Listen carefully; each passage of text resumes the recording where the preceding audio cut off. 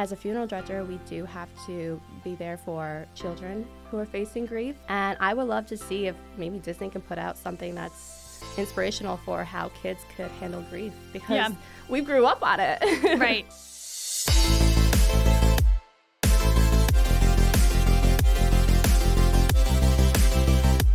Welcome to Seriously Catherine, a podcast about taking your business seriously, but not yourself.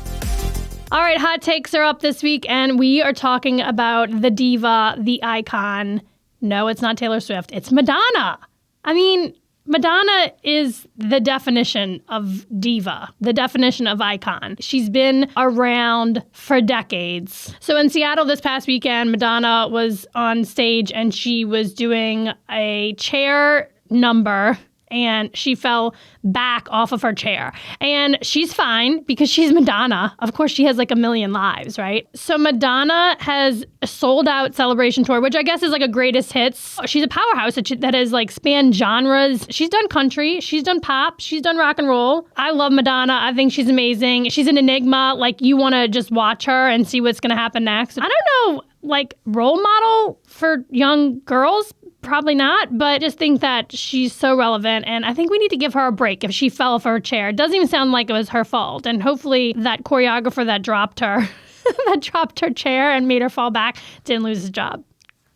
I think it's pretty cool that she's still selling out tours. Sometimes maybe people are like, oh, you know what? She's got to like just stop already. Like kick your heels up and retire already, lady. But she loves what she's doing. I just think like how amazing for someone at 65 years old to still be killing it and loving what she's doing. And she doesn't give a fuck what you think, whether she should be stopping. No, Madonna cares not what you think of her. And I love that. That's my hot take.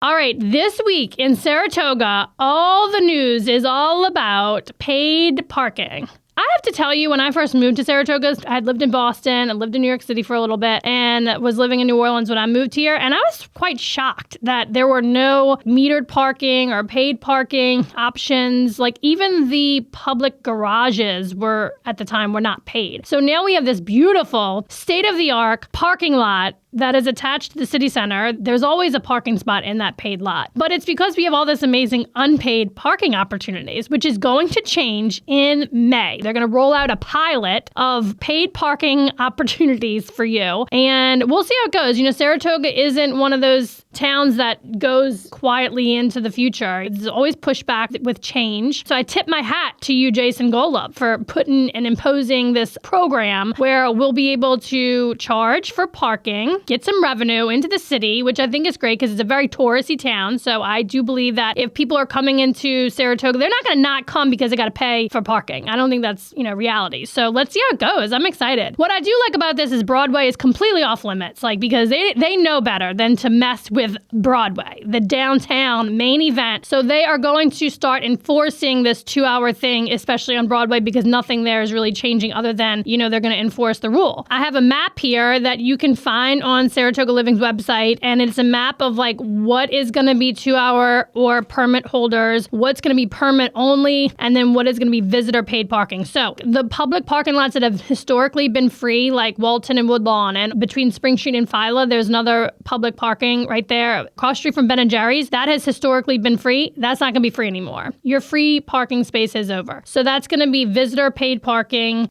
Behind Putnam Market is going to be paid parking, which I think is good.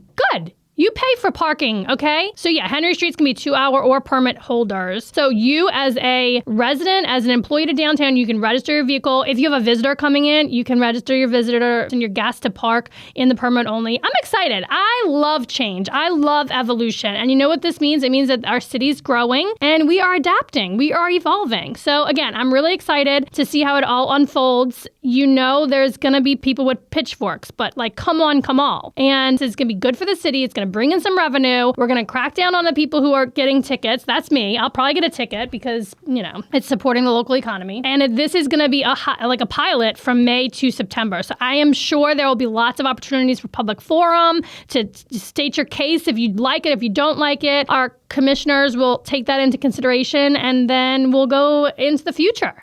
It's going to be great in the beautiful city of Saratoga Springs. We are changing our parking laws.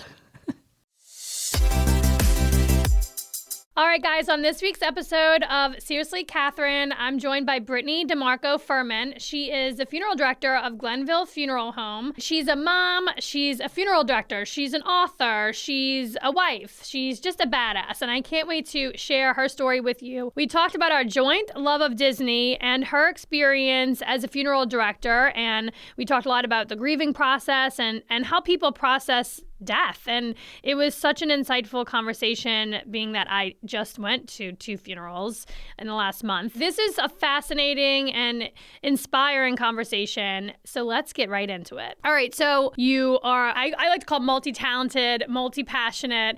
And what I love so much about you is that you just go for it. Like, if your goal is to write a book, if your goal is to own a car dealership, if your goal is to take over the family business, if your goal is to go on a Disney cruise, you're all in. I am all in. Yep. Yeah. You just tell me and I will jump for it. I love it. I love it. So first and foremost, I was like living vicariously through you while you were on the Disney cruise, but it took a turn.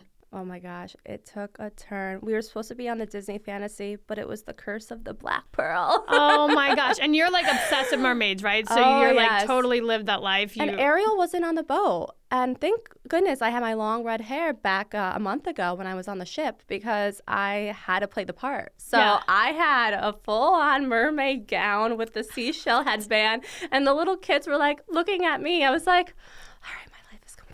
Yes, living that life. So you are like me, like we're Disney obsessed. Yes. Absolutely over the top fanatics. And do you know how many times you've been in Disney World? As an adult, 3 times. As a child, probably 3 to 4 times my parents took me. I can't even count how many times. I mean, as a kid, we went like every other year. That was like our thing. Like, we didn't really travel anywhere else, you know? It was like Disney was it. When we go to Disney now, I like try to like splurge a little bit, but it's it gets expensive because you buy all the crap and then the kids don't even play with it. Like, they're there to see Mickey Mouse. Oh my gosh. And the Bippity Boppity Boo store, which is just... I've never done that. It is like...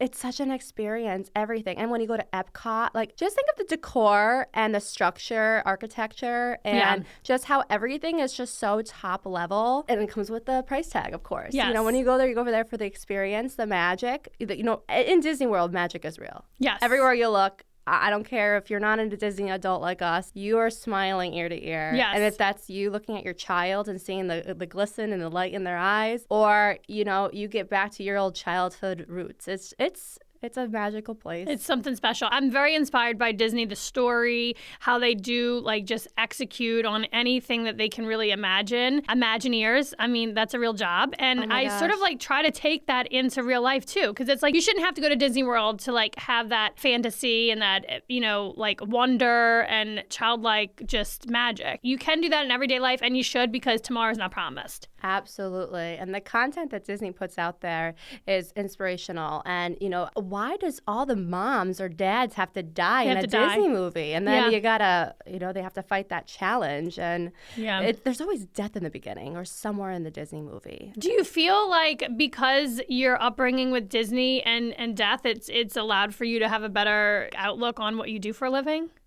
You know what? I always looked at the stories growing up, of course, happily ever after and stuff. But as you grow up, we're 90s babies. So our characters were stronger. They weren't like Snow White where you needed Prince Charming. Us women in the books, we became our own person, and they find their own way. I actually look at movies like Moana, where she found the spirit of her ancestors and her grandmother. And I kind of see these storylines on how I could build upon as a funeral director in their own way. Like Moana's inspiration was the ancestors, remember where your roots are, and go on. And there's The Lion King, you know, you find out who you are and who you truly are. So there's definitely these elements in these movies that I kind of play into my own life and find inspiration on. Yeah. And as a funeral director, we do have to be there for children who are facing grief. And I would love to see if maybe Disney can put out something that's inspirational for how kids could handle grief, because we grew up on it.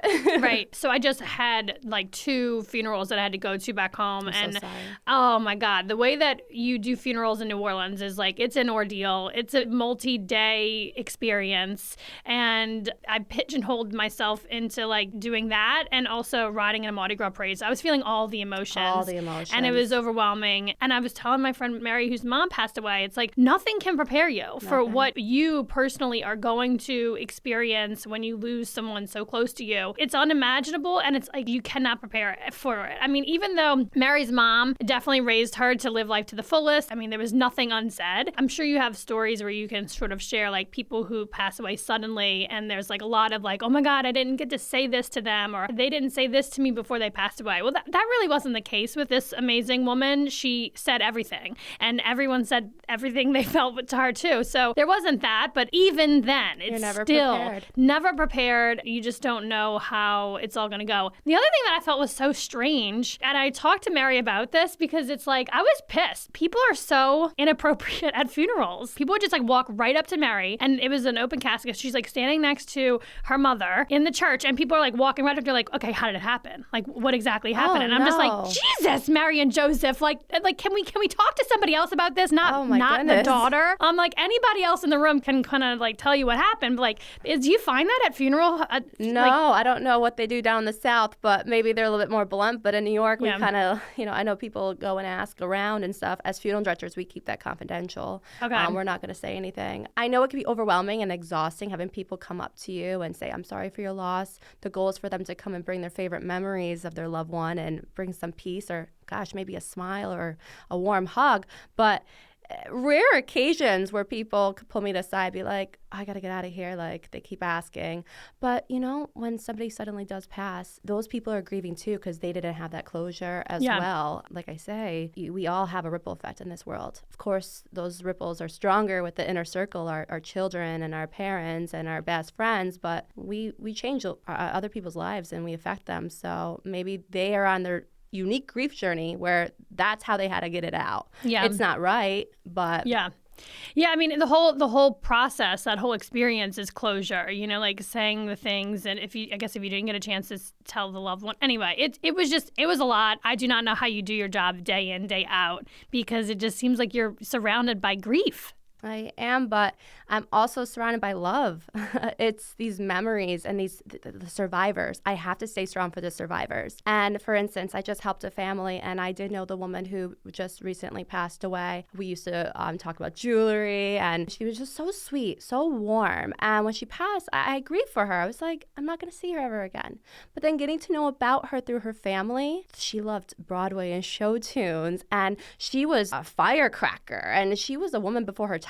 I had so much more appreciation, and I got to learn about her, and she's going to stay within me. And also, when I was there with the family, I know nobody wanted to do a eulogy or get up to speak. They wanted to save it for reception. I had a quiet, intimate ceremony before closing the casket where I would go over her obituary, some of the words the family said, but also pull some themes and some stories that they told me throughout our arrangement meeting. And everybody was starting to interact and open up and have that there in that sacred spot. That's my job, is to pull out the love in the darkness. Yeah. Pull out the light. Yeah.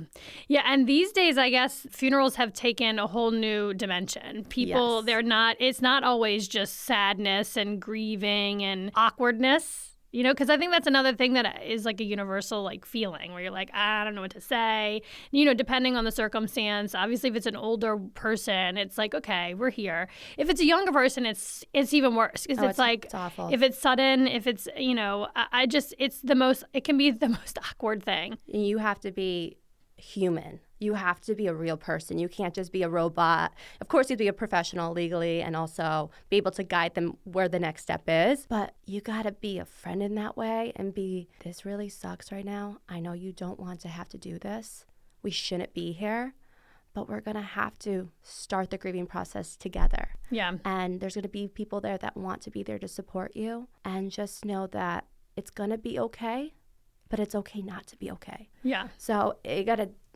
very delicate. Yes. And every person's different too. So it's walking on eggshells. Yes, every day, all day. But making sure that you're putting your best foot forward for them. Well, I know for sure, I think at the ladies' luncheon, one of our members came up to you and was like, well, she actually came to me, she goes, is that Brittany from Glenville Funeral Home? And I said, yeah, that is. And she's like, oh my God, I have to go talk to her. Yeah. Because whatever you did for her, you touched her. She felt like she got through that experience with your support, and she wouldn't have done it without you. I mean, it was just like, you could tell in her face that you absolutely impacted her so largely. And we became friends. And it was kind of nice to have have that moment together, and then, life afterwards, and having that shared bond of a new friendship, because in darkness, friendships can root out. And I love when people come to calling hours that never met the survivors before. They knew the person that passed away, and they come with all these new stories and this whole new beautiful chapter of their life that they never knew about. And they then connect, and maybe they'll meet for tea, coffee, wine,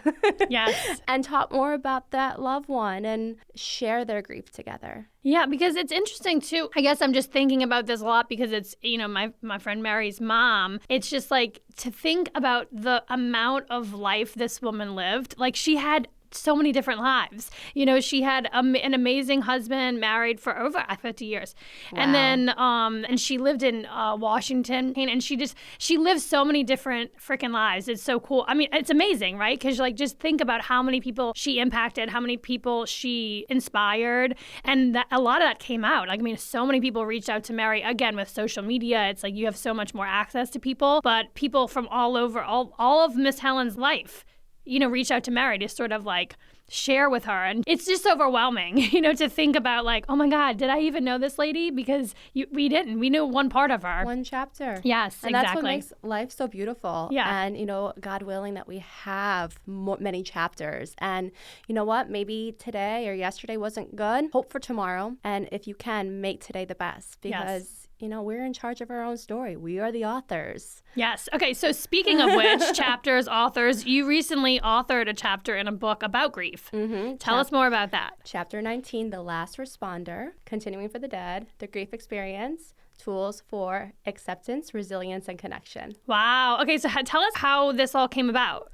Well, the lead author, Kelly Dowtry, she's a clinical counselor in Malta, and we connected because I was on the search for a grief counselor to help my families. There's many professionals in our area, but when you look at, what the description of what they study and what they help families with is a bunch of other stuff, and at the bottom you see grief and bereavement. I didn't want that. I want somebody who really focuses on the true root of our grief and how to help them on their grief journey. So Kelly does that, and that's what her main focus is. So I've been sharing her with a lot of my families that need extra help. And then she came to me last February asking me if I wanted to be part of her collaborative book. So there's 25 authors. 11 authors are local. Oh, fun. Yes. So we're really excited to kind of make connections because we're all professionals in our own way. But the meat of the book is everybody has a grief story. And then we produce a tool to help people who are reading the book on what helped us and how we want them to move forward in their grief journey. Got it. Moving forward is easier said than done. Right. And my chapter is the perspective of a funeral director, the last responder. So it's how I grieve every day as I face death every day as a funeral director, and what I take from these lives that have passed, but also from the survivors who give me strength every day. Mm-hmm.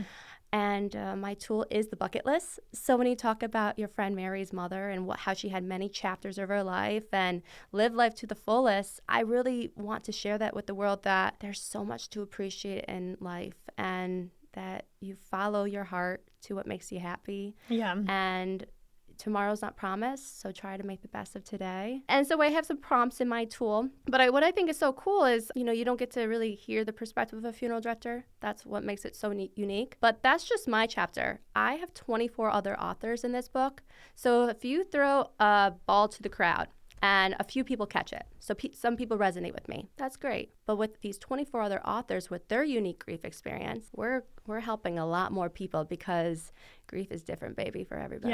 Yeah. Wow, that's amazing. And we're is a New York bestseller list Not already? New York bestseller. We're an Amazon bestseller. Okay. We were just released February 6th, so we're definitely trending on Amazon, and we are definitely on some bestseller lists. Currently, we were on the grief list. Now it's alternative healing. So as you know, with anything, it's an algorithm. So we had an awesome launch team to help us get that book out there, get the reviews going, and it's not lost in the abyss of Amazon because how many books are out there? Right.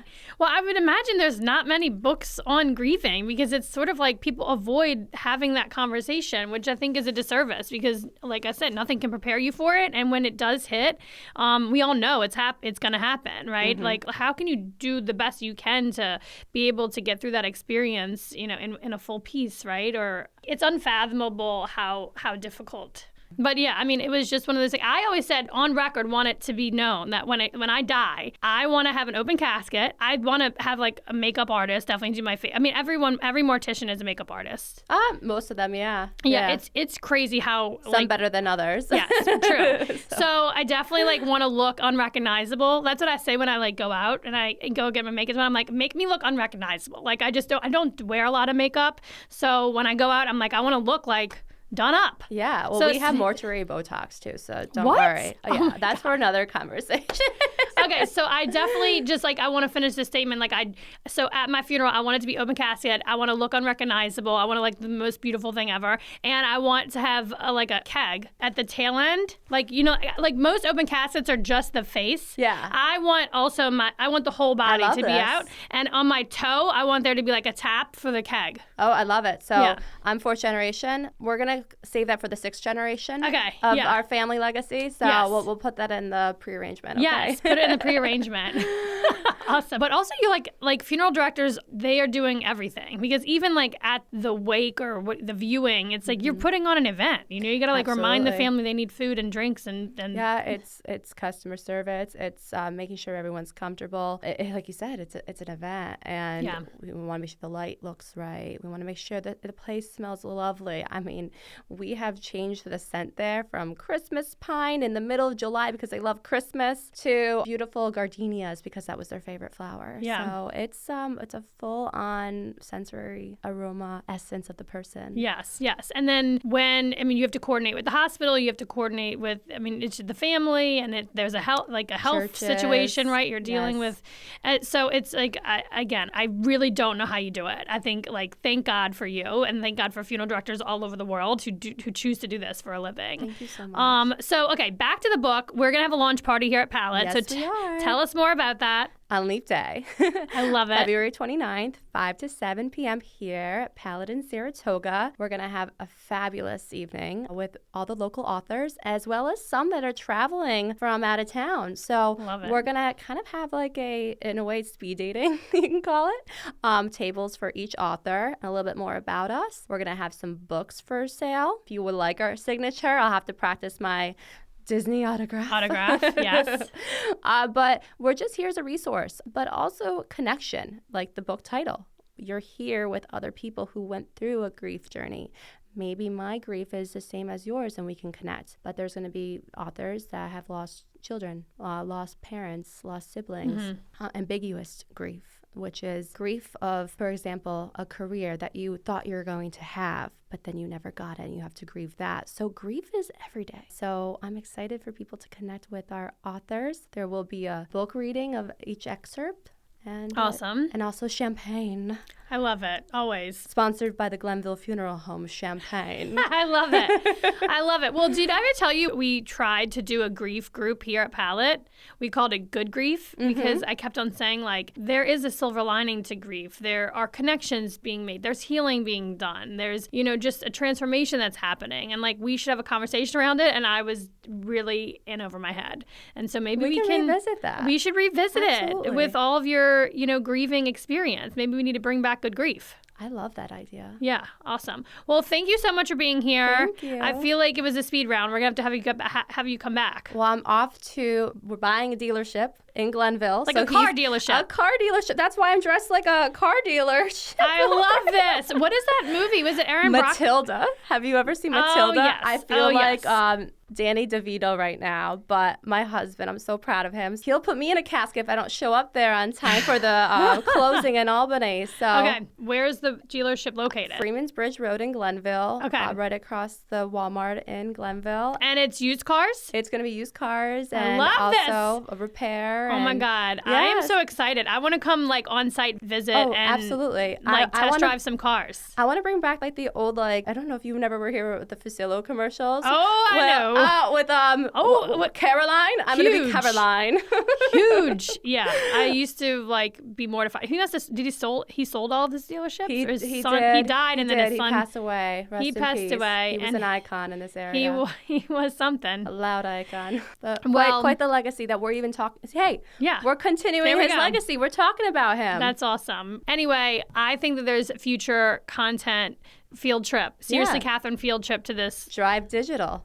Drive Digital is the name of the dealership. Yep, we're millennials. We're being cool with the name. We're not naming it. I love it. Furman Automobile. Well, Drive Digital. DriveDigital.com. You look very prepared to go to an attorney's office and buy ready. a car dealership right now. Well, always so much fun with you. I could talk to you all day. I know, me too. And I'm just like, I'm so like proud and happy for you that you just like keep going and going and going. Thank you. You and Marcella always give me strength and inspiration and friendship. So my hat goes off to you too. Thank you. Thank you. Thank you. Thank you. This week's facepalm mom moment is more like a face dad moment because I wasn't actually there to experience this, but it's Sunday. It is ski day, so all three girls are in ski lessons, so we have to divide and conquer. So Mark took Zia, and I took Posey and Ruby. I took a break from watching Posey because she was like doing really big S-turns and doing a great job, and I was like very impressed and everything, but I was like, oh my God, I still haven't seen Ruby do anything because I was out of town the last couple of times that they were doing ski lessons. This is at Willard Mountain, so I'm walking back towards like the little Colonel area where the kids are, the little ones are, and Mark is like crying, laughing. I'm like, oh my God, what happened? So Zia, my 4-year-old, she does a little joke that she does with people, like I think when she gets nervous or whatever. So it's this little trick where she tells you, she holds her hand open and she says, open my finger. So you do this if you're like, playing along with her. She tells you to stick your finger in her hand. And so you stick your finger in and she says, okay, swirl it around. And it's so cute. You got to picture her saying this. She swirl around and she goes, okay, take your finger out. Okay, now close my thumb. And she closes your thumb and she'll tell you, thanks for cleaning my toilet. And it's just like something you just don't expect for her to say because she's adorable and it's just got this cute little voice. Anyway, I'm walking back up to Mark and I'm like on my way to go look at Ruby, who's in another section. And she goes, oh my God, Zia just made the ski instructor do the toilet trick. And it's just so funny because all the ski instructors at Willard, the majority of them are like older men. I'm so bummed that I didn't get to witness Zia telling this old man do the toilet trick, but I think they were waiting for her turn to go. And I just can't even picture Zia being like, hey, old man, stick your finger in my hand. And anyway, so Mark said he cracked up laughing and the guy like belly laughed because it was adorable and so funny. And I think just like totally not expecting this little sweet angel child to do a potty joke. Anyway, that's my facepalm mom moment. Kids just say the darndest things. Thank you for listening to this podcast. And if you want to connect with me, slide into my DMs on Instagram. My handle is Catherine Hover.